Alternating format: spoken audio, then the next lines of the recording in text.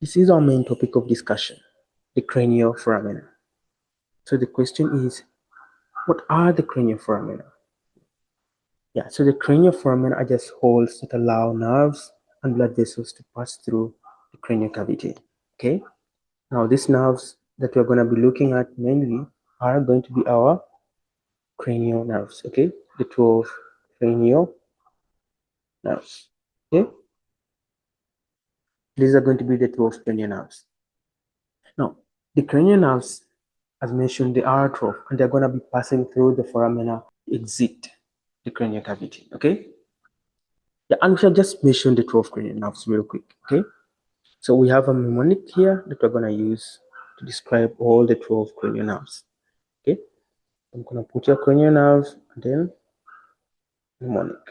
Okay, all right, so the mnemonic is one of our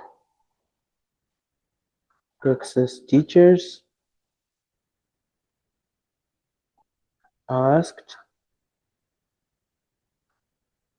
for very good vegetables and herbs. Okay, yeah, so one of our Texas teachers asked for very good vegetables and herbs. Okay, that would be the mnemonic that we'll be using, and obviously this corresponds to cranial 1, and finally 12. Okay, if I just write down their names in full, so cranial nerve 1 is our olfactory nerve, cranial nerve 2 is our optic nerve, cranial nerve 3 motor nerve, 4 is the trochlear nerve, 5 trigeminal nerve. We shall come back to this one and describe its branches. Trigeminal nerve. 6 is the abducens nerve. 7 we have here facial nerve. 8 vestibulocochlear nerve. 9 the glossopharyngeal. Then this is gonna be our vagus nerve. Then 11 is our accessory nerve. 12 finally is gonna be our hypoglossal nerve. Okay, yeah, so this is our mnemonic and I feel it's really simple and easy to catch up. Yeah, it flows and Tenable it easily recall what you are describing. Yeah, so one of our Texas teachers asked for very good vegetables and herbs. Okay, obviously the first letter corresponding to the letter of the name of the cranial nerve.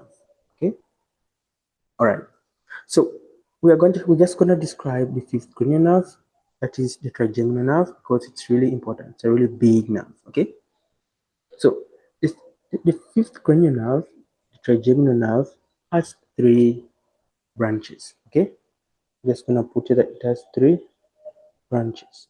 Okay, or divisions. The first one, the 3 branches or divisions. The first one is gonna be a V1, V2, and V3 branch. Okay, so the first one, V1, is just use the mnemonic or MM. So, or MM. Okay? The first one being ophthalmic branch, second one being our maxillary branch, and finally our mandibular branch of trigeminal nerve. Okay? Yeah, so these are the 3 branches of the trigeminal nerve. Ophthalmic nerve, maxillary nerve, and mandibular nerve. Okay? Yeah. So having described the 12 cranial nerves, we are gonna just keep this in mind as we shall need to recall them when we are talking about the contents of that go through the various foramina. Okay. All right. So let's come back to the foramina. As mentioned, the foramina are holes that allow blood vessels to pass through the cranial cavity. Okay. So when learning about the foramina, we should first be able to describe where they are located, and that is where the idea of the cranial fossa is gonna come in. Okay, so we should first know our cranial fossa. Okay, cranial fossa. Okay, the fossa. Yeah. So the cranial fossa are just 3 large depressions that are found in the floor of the cranial cavity. Okay, so there are 3 large depression found within the cranial cavity. Okay, yeah, that is just what they are. Okay, so we should keep this knowledge in mind when we're talking about the cranial foramina, that you should be able to first know the cranial fossa, and there are just three: the anterior cranial fossa, the middle cranial fossa, and the posterior cranial fossa. We're going to describe this in detail. Okay, all right, so progressing forward, I'm going to just draw a skull. Okay, I'm just going to draw a cartoon image of the skull that will help us in describing the foramen. All right, so I can just draw this as well. Very simple. So one thing I will mention is anatomy involves a lot of visualization. So you should be able to draw these things and appreciate them by yourself. Okay, even before you go into the lab. Yeah. So after drawing my skull outline, I'm just gonna draw this. Okay. Then I'm just gonna draw something like this at the bottom. Okay. Just something like that, right? Rough. It's not so accurate, not so perfect, but it's gonna help us in describing all the structures within the foramen. Okay. Just pull this down here. All right. Yeah. So this is our skull. Okay. This is our skull.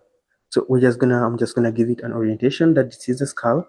We are looking at it in a superior view, and obviously this is anterior, going to be anterior, and this is going to be posterior. Okay. All right. So we're going to begin by describing the cranial fossa. We're just gonna find them. Okay. Yeah. So this first region is gonna be our anterior cranial fossa. Okay. That is gonna be the region of our anterior cranial fossa. So we can just name that. And then this next region is gonna be engulfed in these two structures is gonna be our middle cranial fossa. So middle cranial fossa. And lastly, this behind region is gonna be our posterior cranial fossa. Yeah, so nothing complicated, just using our cartoon image to help us get an orientation of the skull, of our skull here. Okay, so we are viewing it at a superior view, looking at it from above. This is anterior, posterior, so anterior cranial fossa, middle cranial fossa, and the posterior cranial fossa. Okay, and so now we are going to just draw those holes. Okay, I'm gonna give you a really nice trick of being able to recall all the holes within the skull. Okay, all right, so let's begin with all right, so when drawing the holes, we first begin with, okay, start from the anterior cranial fossa. There are two holes within the anterior cranial fossa of main importance. Okay, that is the first one. Just make it hollow. And we're gonna draw our ethmoid bone. We're gonna add our crista galli, and then we're gonna put these perforations. These dots represent the perforations on the plate. Okay, the tubuliform plate. Okay. After that, you've drawn the first two. Okay, and then you're gonna come here to this region. Okay, just gonna draw one hole there, two holes there. Okay, then one large one here. Okay, then we're gonna draw a small one here, then a large one. Okay, then another smaller one. Then I just, okay, now what I've drawn are just the foramina. Okay, within we have started by drawing the ones within the anterior cranial fossa. There are just two foramina there, and this is gonna be our foramen cecum. Okay, small one is gonna be our foramen cecum.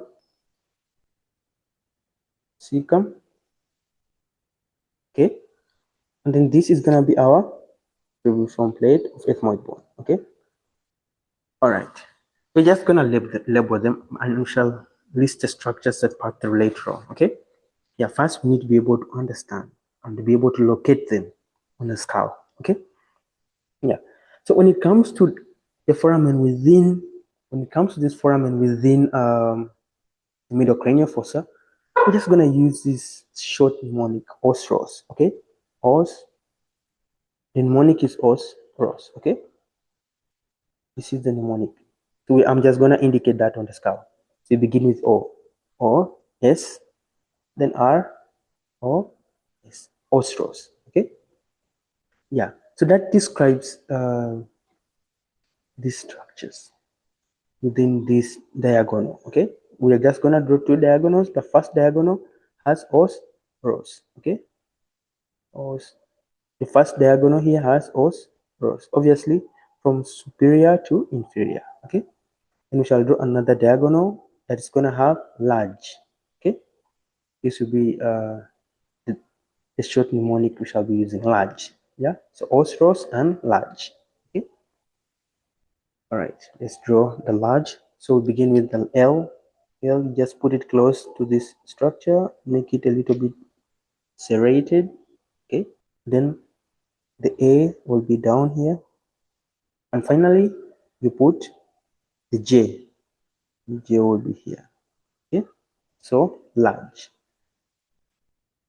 Okay, this is the posterior diagonal, the anterior diagonal. Anterior diagonal, remember os, ros. Posterior, remember large. Okay, and this is from superior to inferior. So os, ros. Okay, and large. Okay, and finally we are gonna add this big opening. Okay, this is a foramen magnum, and just next to foramen magnum is the hypoglossal canal. Okay, very simple. So these are all the foramen that we need to know. I think let me change the color of these two. Yeah, these are all the foramen of importance that we need to know. There are other minor foramen, but we're not gonna look at that. We're gonna look at the main ones. Okay. And in our next session, we shall actually cover the cranial nerves. Okay, and again we shall have to describe the foramina in which they are passing through. Okay, we shall cover the cranial nerves in detail. Yeah, but for now, this is what we need to know. Our main focus for today is cranial foramina, and these are the main ones that we should know. Okay, we have described the first two. Within the anterior cranial fossa, you have this foramen. Okay, within the anterior cranial fossa, you have the foramen cecum. Okay, and then you have the cribriform plate of ethmoid bone. Okay, then obviously we have described our os, ros here. That os, let me change that os, ros. Just a way of helping us understand. Okay, this diagonal os, ros from above downwards. Okay, so yeah, os, ros, and then here we have large. Okay, this is large, L-A-G. Okay, all right, shall just mention their names in detail. And obviously these lower ones, this downer one is the hypoglossal canal and foramen magnum. These ones are really simple to identify. Okay, all right, so coming back to these two, we have mentioned the first two within the anterior cranial fossa. Okay, and what does the foramen cecum transmit? Okay, I think let's first learn all of them, and then we shall look at what structures pass through. Yeah, all right. Okay, again, these foramina are found on all sides, on both sides of the skull. So we shall just draw this other one here, then draw this serrated one. This foramen lacerum, it looks serrated, it has an irregular shape. Then we draw that one, and then so we're just gonna label them now. All right, so the first one, this first one, or, okay, that stands for our optic canal. Okay, so I'm just gonna mark that here. This is our optic canal. Okay, we shall look at the structures that pass through in a wire. Optic canal. Okay, remember os, ros, if I'm to indicate it here, it's os, ros. Okay, os, ros. Okay, so you start with optic canal, and then you come to superior orbital fissure, and then we are gonna come to foramen rotundum, then we are gonna come to foramen ovale. Vale is oval, that's why it's called ovale. then finally spinosum. All right. So just to recap, we mentioned ostros. Okay, ostros. The O is optic canal, S superior vito fissure, R foramen rotundum. Rotundum is round, it's a round foramen, and then O is ovale, it's oval, and S is spinosa. Okay, we shall look at the structures part through later on. Okay, yeah, and then finally this last one within within the middle cranial fossa, this one that appears to have an irregular shape is foramen lacerum. Okay. So if we are to look at the next acronym OSTROS, the next one is LAJ, L-A-J. Okay, so lacerum. Then this one is the internal acoustic meatus, and finally this one is the jugular foramen. Then the last two are just simple to recall. Okay, obviously this is foramen magnum, and this one adjacent to it is the hypoglossal canal. Okay, hypoglossal canal. Really simple. The last two are really simple to recall. Yeah. So we have described all the foramen of importance. Okay, these ones. Okay. Yeah. Just a quick recap about it. Within the anterior cranial fossa, you have two foramen, foramen cecum and tubular plate of ethmoid bone. Okay. I'll look at the structures that go through later on. When you come to the medial cranial fossa, okay, you have this mnemonic ostros. Okay. Yeah. So here we have ostros. Okay.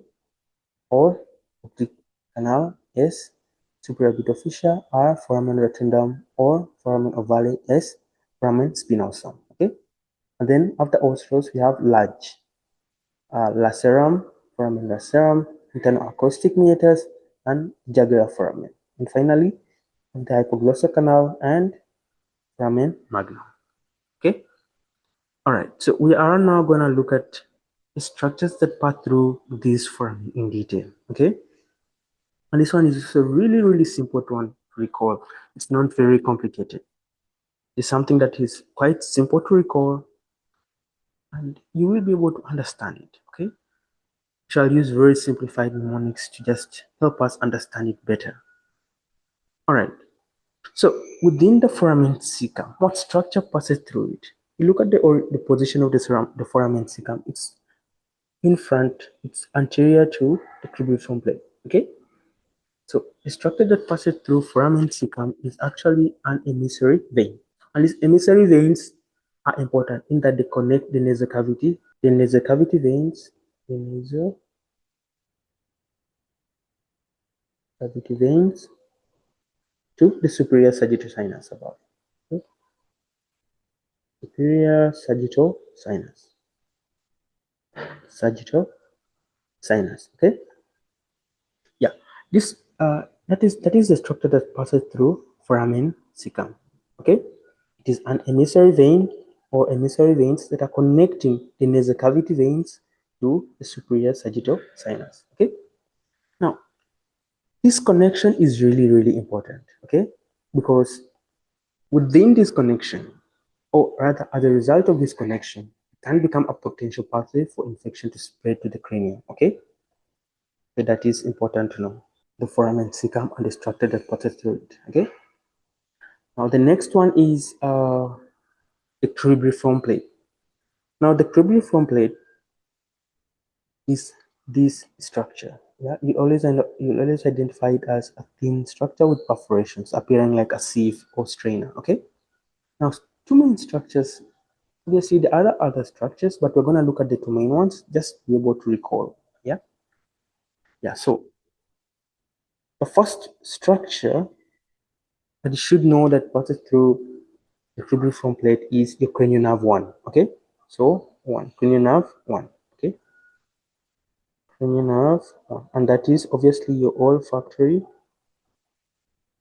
This is the olfactory nerve. Okay. Cranial nerve 1 is going to pass through this cribriform plate. And cranial nerve 1 is your olfactory nerve. Obviously, it's important in smell, okay, or olfaction. Okay. Yeah. And next is your anterior meningeal artery. Okay, anterior meningeal artery. Okay, all right. These are the two main structures we're going to describe that pass through the cribriform plate of ethmoid bone. Of course, you have the ethmoidal arteries and veins passing through, but for now, let's consider these two. Okay, just help us in our discussion. Okay, all right. So we have described the structures passing through foramen cecum and the cribriform plate. So now we are going to look at the structures that are going to pass through the next opening within the middle cranial fossa. Okay, and that is our first one is the optic canal. Okay, so within the optic canal, you have again two structures passing. Yeah, but just from the name optic, so you just know that one of the structures that's going to pass here is the optic nerve. Okay, it's going to be our optic nerve, cranial nerve 2. Okay, cranial nerve 2 is our optic nerve. Important in vision. Optic nerve. Okay, and another important structure that passes through the optic canal is the ophthalmic artery. Okay, now the ophthalmic artery is a branch of the internal carotid artery. Okay, ophthalmic artery, a branch of the internal carotid artery. Okay, now, all right. Yeah, so the ophthalmic artery is a branch of the internal carotid artery. Okay, ophthalmic artery. It's a branch of the internal carotid artery. And the internal carotid artery itself, this internal carotid artery is going to be passing through the carotid canal. Okay, the carotid canal.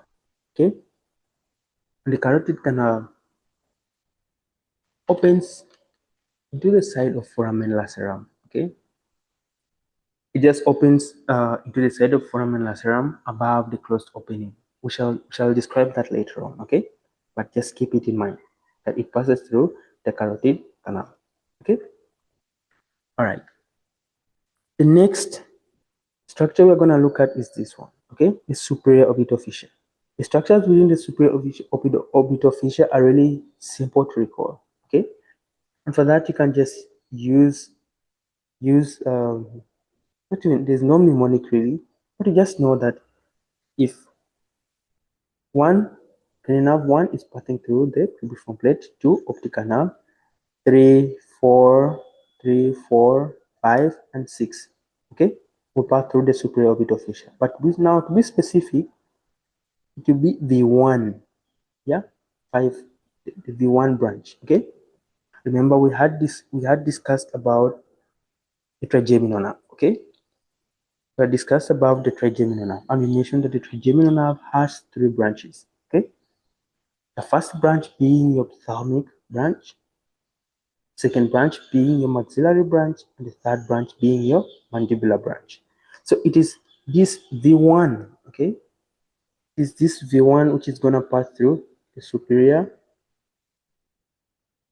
orbital fissure. Okay, yeah, this is the one which is going to be passing through the superior orbital fissure. Okay, I think we'll just write it here, that. And then now 3, and now 4, and then now 5, V1, yeah, and then now 6. Okay, so V1. We should just write down their names as well. So 3 is, nerve 3 is our oculomotor nerve. Oculomotor nerve. 4 is our trochlear nerve.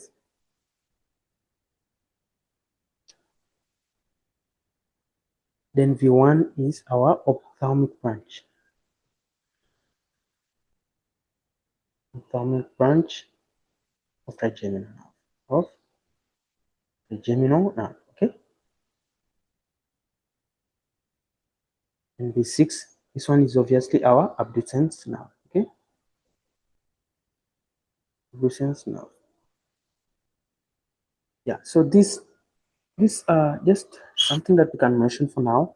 Three nerves are really important in eye movement. Okay, 3, 4, and 6 are important in eye movements. Okay, yeah, and this is something that we shall discuss in the next session. All right. So we have finished with the nerves that are passing through the superior orbital fissure. Okay, now we shall move on to foramen retundum. Now, foramen retundum is just below here. Okay, one thing about the superior orbital fissure that we can mention before we progress is the superior orbital fissure is found below the lesser wing of the sphenoid bone. Okay, so in our image, this is our sphenoid bone and this is our lesser wing. Okay, and you just find the superior orbital fissure below it. Okay, so it's found below the lesser wing of sphenoid. Okay, yeah, that is just something to take note of. Okay, that you can easily locate it when you go into the lab, the anatomy lab. All right. Now moving on to foramen rotundum. Foramen rotundum, from the name, is this rotundum just implies round. Okay, so it is round.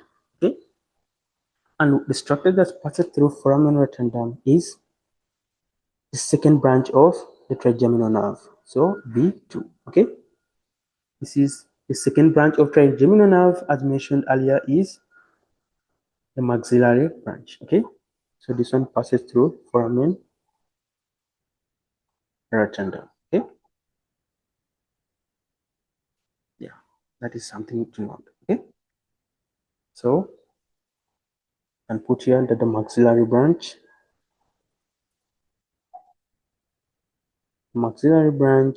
of trigeminal nerve. Okay, trigeminal nerve. All right, that is the structure that passes through foramen rotundum. Okay, and then we shall come to foramen ovale. Now, foramen ovale, the structures that pass through it, the mnemonic is ovale. Okay, but now for us, we're just gonna focus on the V3. Okay, to be specific. Okay, we shall discuss the rest later on.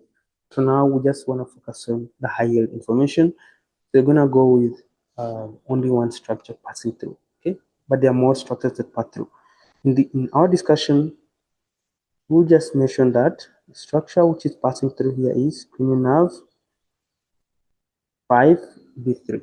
Okay, the third branch of uh, the trigeminal nerve. Okay, I can indicate that here. That is the mandibular nerve. It passes through foramen ovale. Okay, yeah. So with that, we have described where all the branches of the trigeminal nerve are going to pass.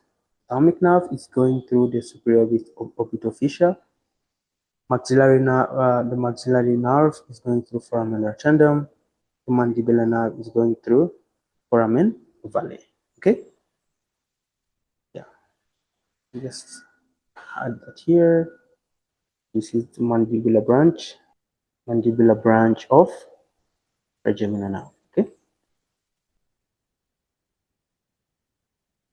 mandibular branch of trigeminal nerve. All right. So now we are moving on to foramen spinosum. Okay. Now, foramen spinosum is really important. Okay, because it has this structure called it has the middle meningeal artery. Okay, the middle meningeal artery. Okay, this artery is really important. We're going to look at why it's important. Okay, and another structure that passes through the foramen spinosum is the meningeal branch of V3. Okay, so I think we shall just switch these names for simple understanding. Okay, what do I mean? You notice that in the previous, let me just put this now. Oh, okay, better. Yeah. So you notice that in the previous foramen we had rotundum. Okay, it was foramen rotundum, and the structure passing, foramen ovale. Yeah, sorry, foramen ovale. And the structure passing through foramen ovale was the mandibular branch of trigeminal nerve, that is nerve V3. Okay, so the meningeal branch of V3 is gonna pass through foramen spinosa. Okay, so this just can just relate.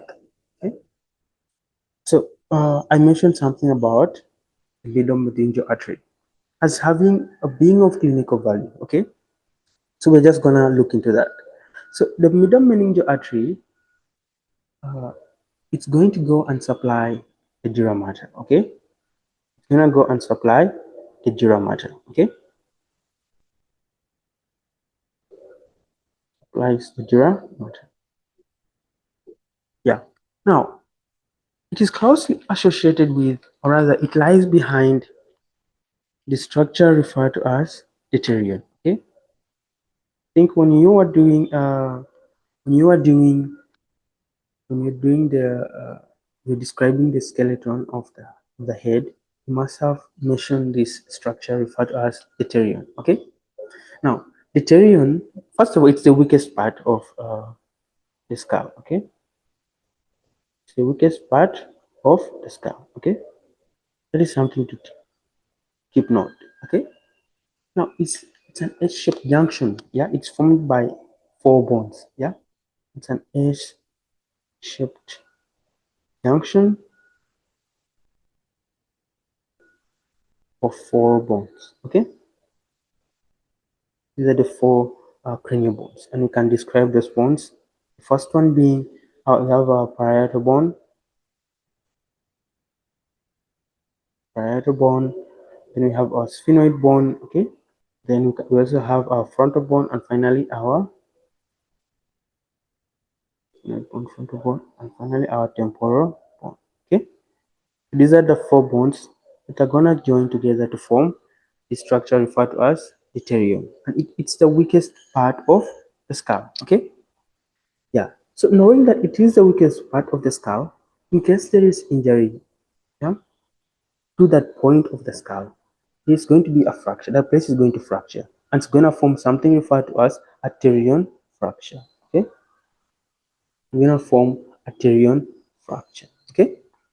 Now, this fracture, remember, if bones fracture, those bones have sharp edges, and the sharp edges of the bones, sharp bones are gonna rupture the middle meningeal artery, which lies deep through the pterion. Okay, so it's gonna rupture the artery. Okay, rupture the middle meningeal artery. Okay,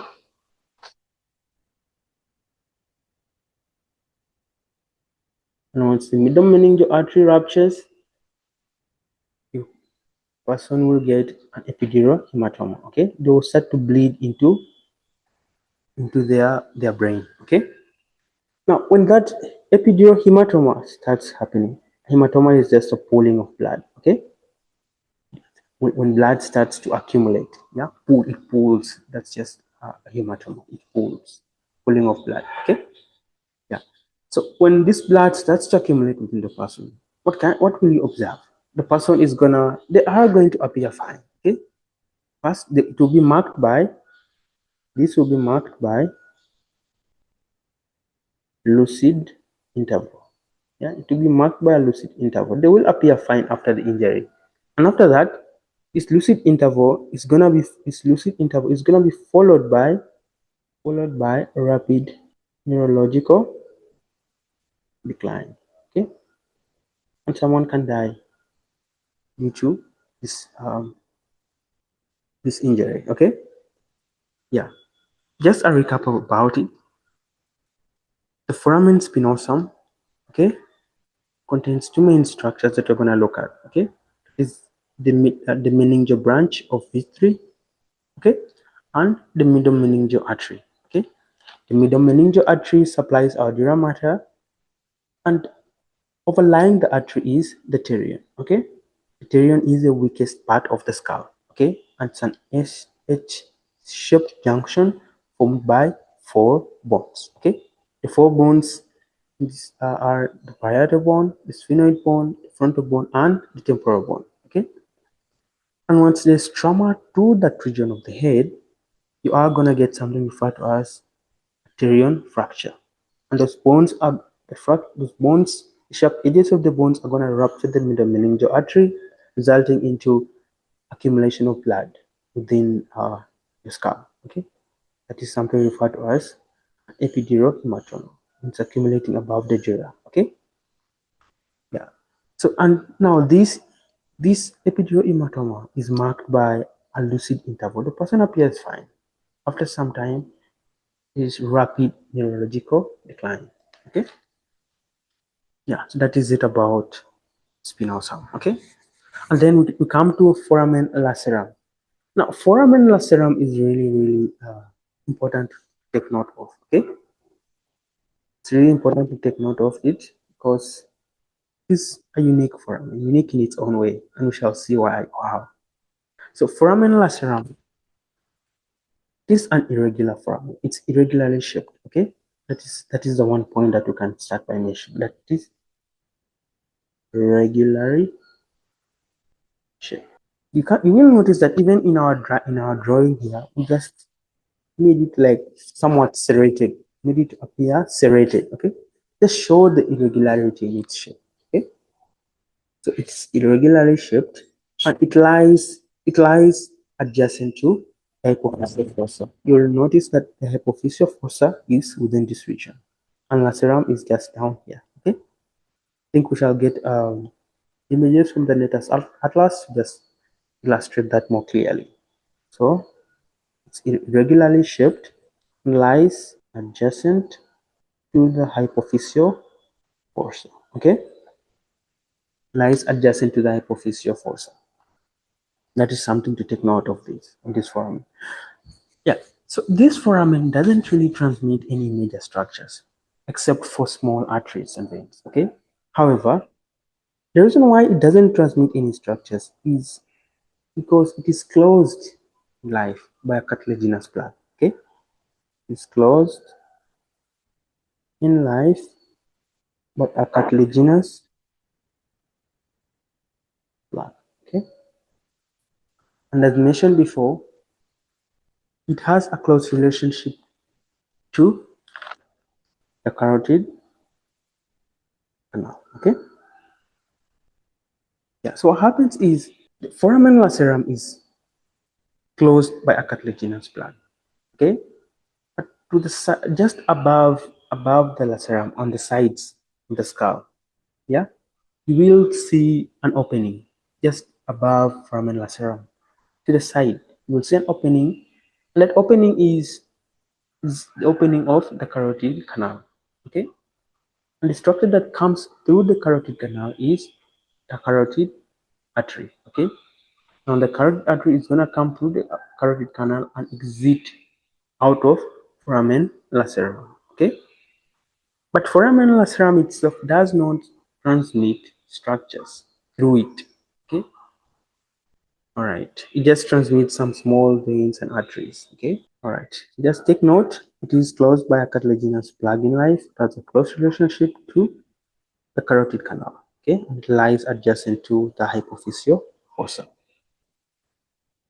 Okay, moving on, we're now coming on to the posterior cranial fossa. The posterior cranial fossa, we have already looked at. We are now going to look at internal acoustic meatus. Okay, remember this is large, the acronym. Yeah. So the internal acoustic meatus has two structures that pass through it. Okay, the main structures. That is, there are other structures, obviously, but we're just focusing on the main ones for our discussion today. Okay. Yeah. So for our discussion, we are considering two structures, and that is the cranial nerve 7, the facial nerve, and cranial nerve 8. Okay, and that is your vestibulocochlear nerve. Okay, so 7 and 8 pass through the internal acoustic meatus. Okay, along with other structures. Okay, yeah. Now when we come to the jugular foramen, The jugular foramen, the structures that pass through it, it's just very simple, okay? It's simple mnemonic. You just say call 911, okay? Call 911, okay? So if you have to give perspective to that statement, it just means cranial nerve 9, okay? Cranial nerve 10, cranial nerve 11, okay?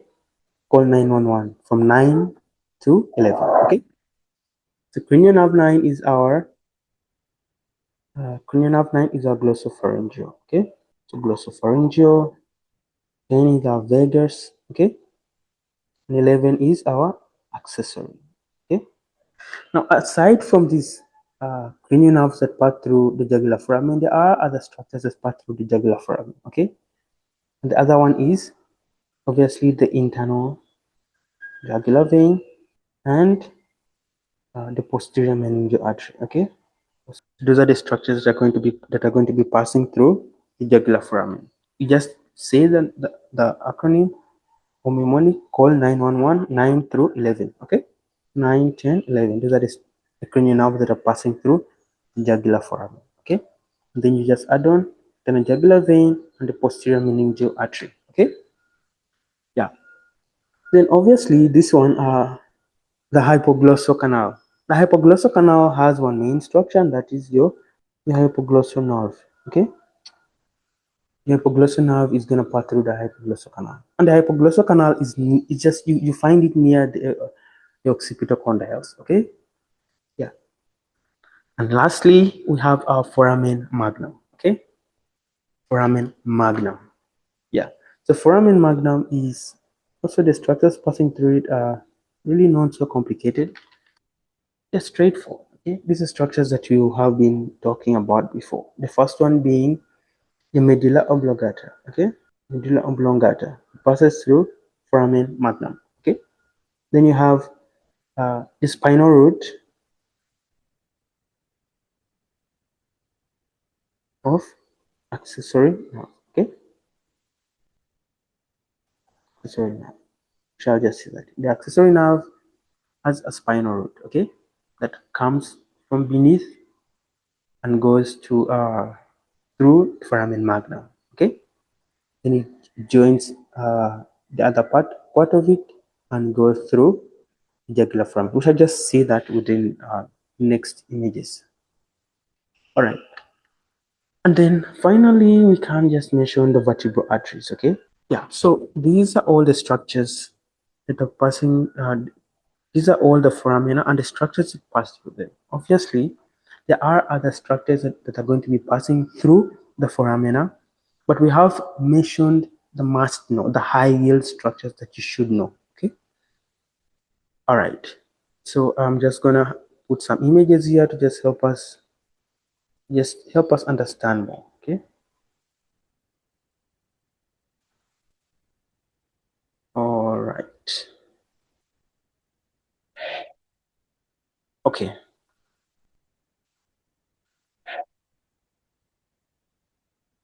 All right, so I'd wanted to describe this, okay? Internal carotid artery, how it comes, releases an ophthalmic artery that goes through the supraorbital fissure, and how it's its movement, just its movement. Yeah? Yeah. So this right here is our internal carotid, okay? It comes from the carotid canal. Now the carotid canal is just a little bit above foramen lacerum, okay? So it exits from that, then it comes and loops around, next to the sella tussica here, and it's gonna give off, okay? It's gonna give off an ophthalmic branch, okay? And that is the branch that we described here, okay? An ophthalmic branch that is gonna go to the optic canal, okay? So this is the ophthalmic artery. That is a branch of the internal carotid, okay? Yeah. And then we also needed to look at this. We need to look at the spinal root of the accessory nerve. Yeah. So if you look at this opening, this is foramen magnum, okay? Yeah, so this is foramen magnum, and this coming out here is our accessory nerve. Okay, comes from below spinal cord, and it goes through jugular foramen. Okay, so this is the jugular foramen.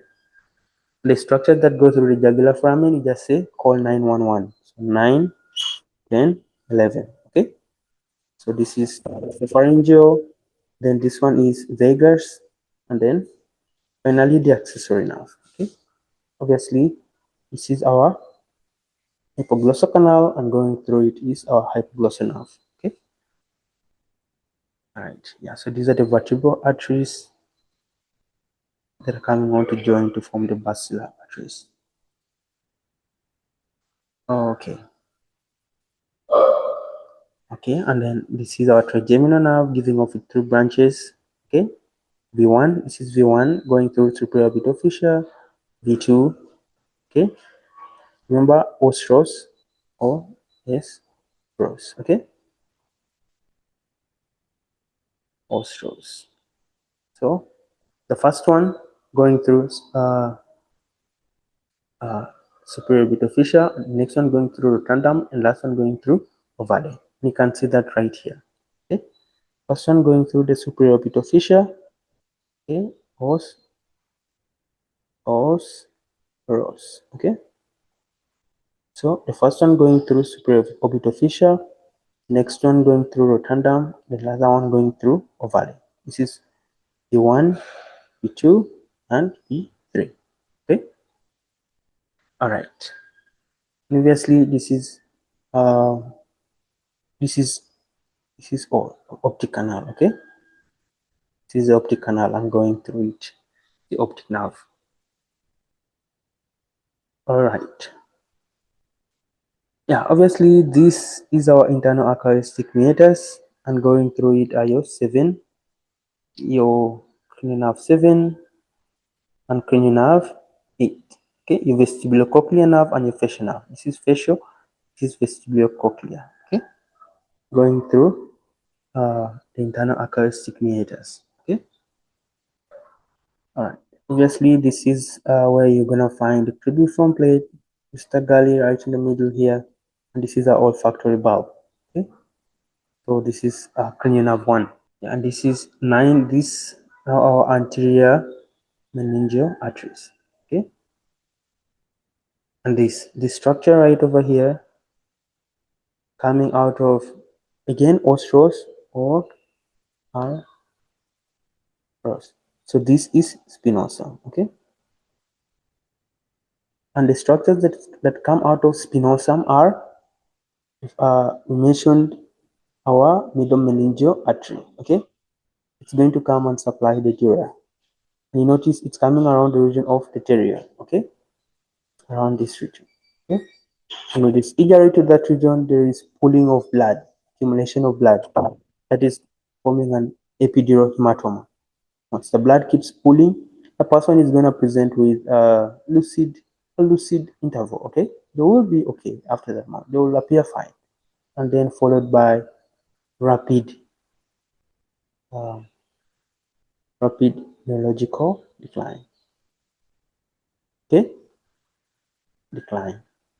Yeah, that is something to note. Okay, so this right here is our middle meningeal artery. Okay, all right. I think that covers up all the cranial foramina. So we have also reviewed the cranial fossa. We have reviewed the cranial nerves. I think there's just one last image here that this is from Netter's Atlas. Yeah. All right. Can just look at it again. So we mentioned that we have in our discussion we have just focused on the high yield foramina. Okay. However, there are other minor foramina. Okay. For now, for our discussion, just know the main ones. I think this image really it describes all the structures that pass through. And also we didn't mention all structures going through the various foramina. We just focused on the main structures that we need to know. Okay. All right. Yeah. You can just read this later on in your free time. Yeah. Okay. Yeah. And this image, for those that are asking, this image is obtained from the textbook anatomy, a photographic anatomy, a photographic atlas. Okay, a photographic atlas. This is from page 31. Okay, in case you want to refer to it. Okay, if you want me to send you the book, you can just reach out to me in the chat, and then I'll be able to send you the copy of the book. All right, so this is all about the cranial foramina. I hope I was able to break it down in the most simplest way. Cranial foramina are confusing because they seem to be a lot. Okay, they are a lot, but there's also a way to understand. There's a way to be able to master them, and that is why the purpose of this session today, to be able to master the cranial foramina in detail, to be able to describe them. Okay, and I hope I've been able to describe it in the most simplest way. If you are still confused, please reach out to me, and then I'll be able to help you accordingly. Okay, all right, thank you for attending the session. See you in the next.